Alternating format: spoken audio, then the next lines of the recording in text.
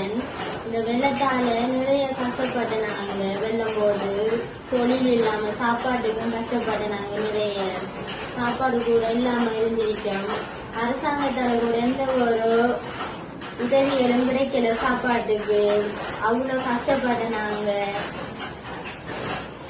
இந்த உணர்வுகளை வழங்கி தந்த கனடா வள்ளுவர் அமைப்புக்கு நன்றியை நான் தெரிவித்துக் கொள்கின்றேன். இந்த உணர்வுணர்வு கொடிகளை வழங்கிய வள்ளுவர் நிர்வாகிகள் அனைவருக்கும் நன்றியை தெரிவித்துக் கொள்ளுங்கள். மக்கள் சார்பாக நாளைக்கு புது வருஷம் தொடங்க போகுது. சாப்பாடு கூட சாப்பிட முடியுமா என்ற கஷ்ட நிலைமைகளோட நாங்கள் இருந்தனாங்க. இப்ப இந்த உணர்வுணர்வுகளை தந்ததுக்காக நன்றியை தெரிவித்துக் கொள்கிறோம் எங்களது மக்கள் சார்பாக.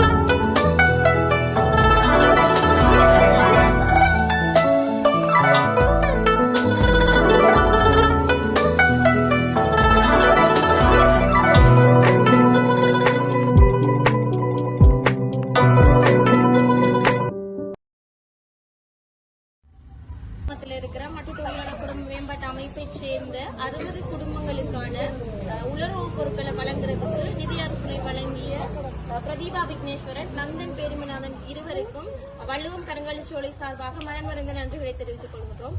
இந்த நிதி உதவியினை பெற்றிருந்த வள்ளுவம் கனடா அமைப்பிற்கும் அமைப்பினை சேர்ந்த அனைத்து உறுப்பினர்களுக்கும் எங்களுடைய மனன்மருங்க நன்றி.